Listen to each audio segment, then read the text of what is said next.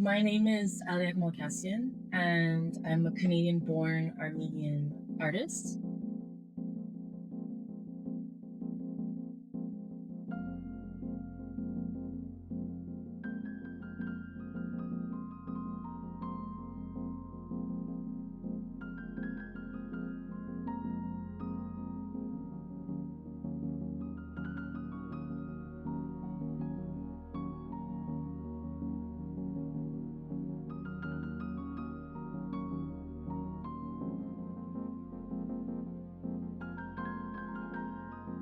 I guess I'm a multimedia artist that is open to all kinds of materials, but particularly I like to focus on repetition, repurposed materials, sometimes autobiographical, but mainly kind of conceptual, wearable, maneuverable art.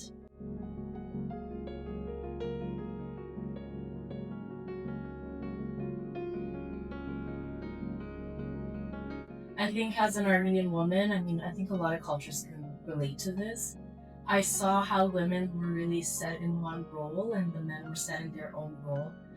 And I was always a bit different and wanted to push for my independence, and I never wanted to have to rely on any man. So with my interests coupled with this desire for really radical independence, I really went to what is the least feminine thing I could do? And I went into sculpture and metalwork, and these things were always something that interested me. But I wanted to be kind of a reliable source for women so that they could have a safe space, because I didn't feel like I had that. Every time I would ask a man to help me with a project when I was younger, now it's different, but when I was younger, they would say, oh, it can't be done. Oh, we can't do this. Oh, you can't do this. No. So I always wanted to prove them wrong. So it went from rebellion to wanting to take that energy and put it towards the greater good and helping other women be able to do what they want to do while doing what I want to do. Because if I want to do it, then other women definitely want to do it.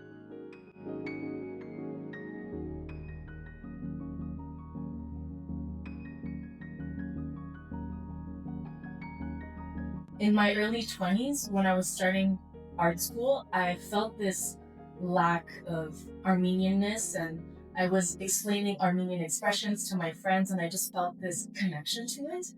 And before I could do any of my own art, I felt like I had to honor my ancestors and the artisanal past of my culture through exploration and trying. So I would find things that really made me passionate, like ornamental art, geometry, the symbolism behind it.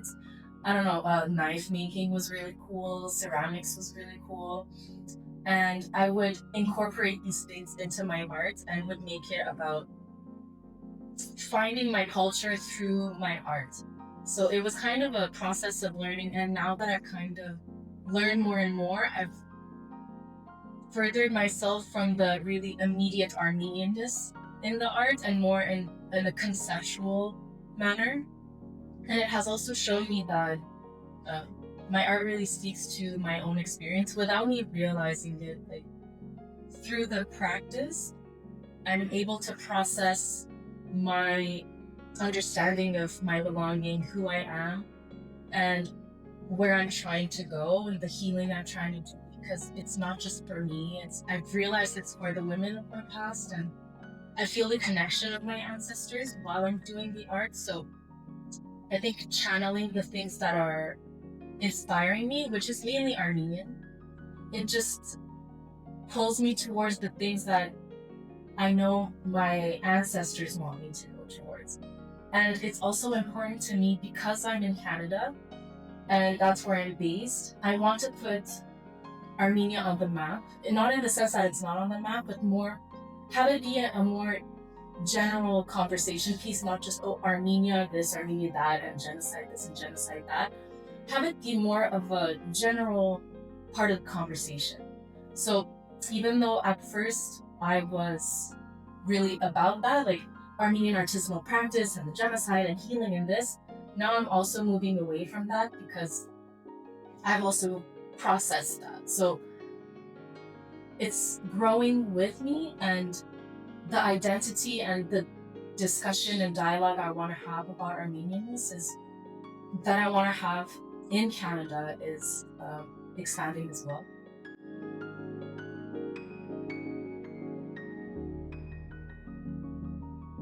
I think there's a resurgence in the desire of artisanal practices. I think regardless, anything handmade is a form of activism, anything artisanal is a form of activism, just with capitalism, modernism, the technological advances, like doing anything by hand that takes time, that's labor intensive, that has no actual meaning and not relevance, but purpose, except for self-expression, especially something ancestral, I think is a radical form of activism. And I think we need to just keep pushing the things that call to us.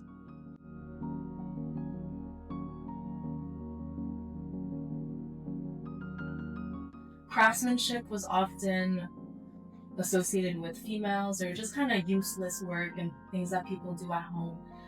But the erasure of this is a form of genocide, I guess, if I can go kind of a bit extreme. But even I'm from Canada, so Indigenous people, they've gone through genocide, and they were forced to forget their language, forget their art. And the loss of memory and connection to the oral tradition and the handmade tradition is a form of violence, I could say. And preserving these things is an act of radical activism. A lot of cultures have been going through this movement of redefining what culture means, redefining what craftsmanship is, and reconnecting with the past.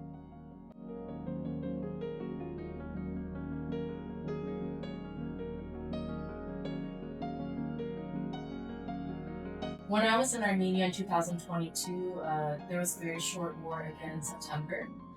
And I went to Azadazen to do their volunteer training, where you go and you learn kind of the realities of war.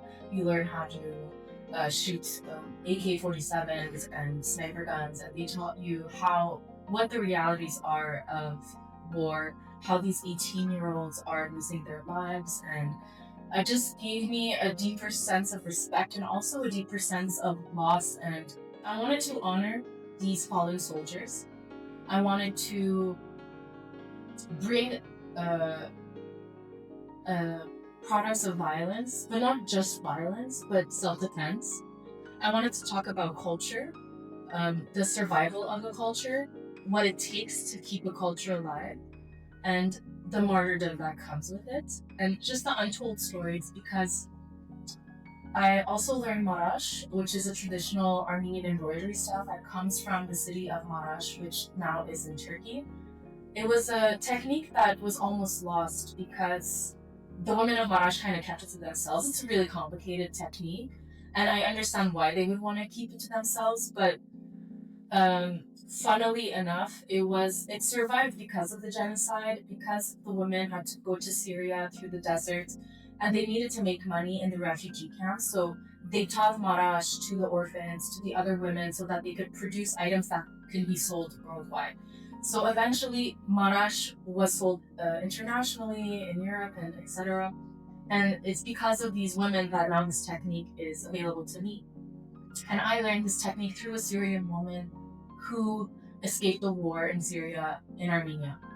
And I felt that there was just this continuation of trauma, but also survival within these techniques that I'm learning, and being able to merge the masculine and the feminine, which is something I do generally in my practice. And I wanted to find a way to open a conversation about what it takes to keep a culture alive, the experimentation behind it, because it's something I haven't done before. Marash is generally almost always done on just fabric. I wanted to take it away from the fabric, put it on the 3D, which is also something I do often.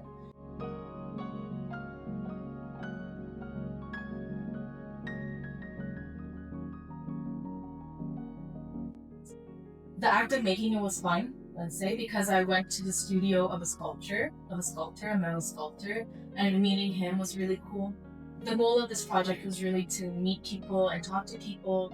I knew I could do the project in Armenia. I was really doing it in September, honoring the month of September as it is a very heavy month, and having these discussions with people. It did become a bit difficult at first just because I didn't have the quantity of bullets I wanted, even though I did have, so I was able to experiment a little bit. But I think an interesting encounter was just the fluidity of Armenia and how even though things don't necessarily go as planned, they always end up working out. And I think that acceptance as well kind of translates to real life. And that's a practice I've been trying to take. So me telling myself, okay, this project is experimental. There's no exact final product I'm looking for. It's really the process and trying to embrace the process and be patient.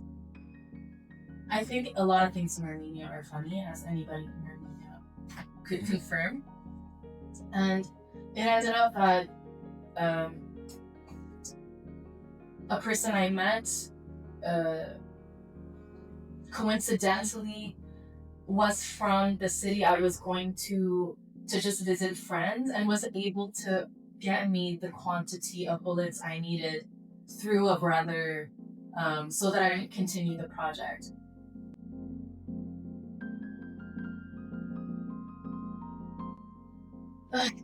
So many. I mean, Marash is a string of crosses, right? They're a string of prayers, and each bullet to me represents one soldier or just a son, a brother, a family member, whoever. And the embroidery is the women that are waiting back home. And they embroider and they talk and they commune, and that's all they can really do is do handiwork. So it's not only a continuation of culture, it's a pastime in times of great distress. So for me, my wish would be that we could thrive and have peace and be able to create art not through pain and trauma, but through abundance and health, happiness.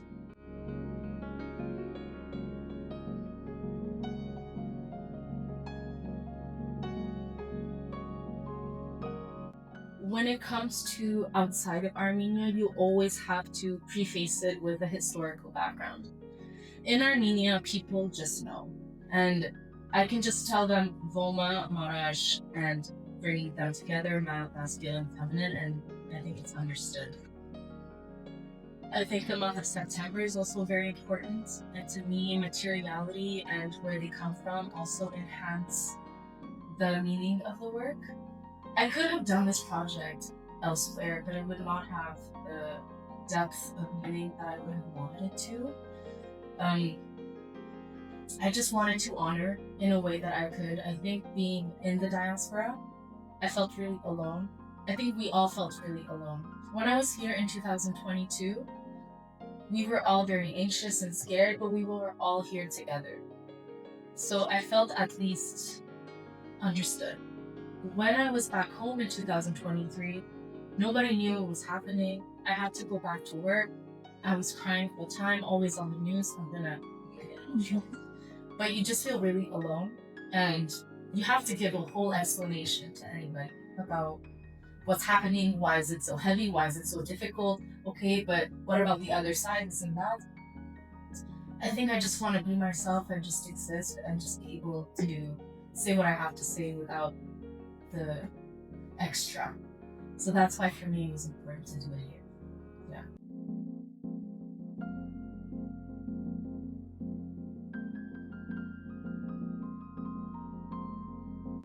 I want to make Marash bigger, so I want to use way bigger thread. I've already started kind of the design on a bigger piece of fabric. I would also love, because I do metalwork, I found a way to make Marash off of the fabric and just have the Marash freestanding and make it very large and then cast it in bronze. I think that would be an incredible sculpture that can be interacted with, because Marash is something that they used to give before weddings. And also it's like bed sheets or pillowcases or decorative things you put on clothes. So it is manipulated in the daily life, but I wanted to be really in your face.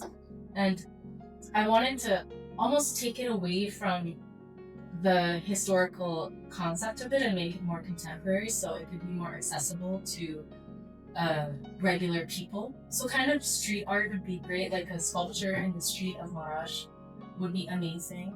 Other than that, my work is very time-based and material-based, so I've been collecting specific items for many years, waiting to have enough quantity so I can create something that has an impact. Like something a bit more personal is I have an autoimmune disease and I have to take medication, and this medication has a paradox for me because it helps me live my life healthily, and it also holds me back from doing specific things that I would want to. So there's this paradox of health and sickness and freedom and not a prison, but like being held back.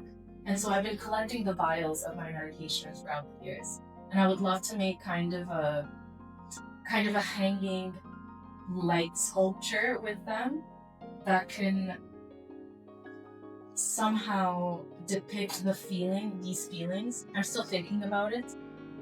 I have just buckets of random things in my house. So I think this project in particular is a first step in future projects that I've been developing over years and years. I just knew that this one would be the most, not easiest, but the most achievable right now. And the future ones, I have no doubt that they will come, so maybe we'll talk about them later. But these are kind of the things that are inspiring me. Okay, thank you. It was my pleasure.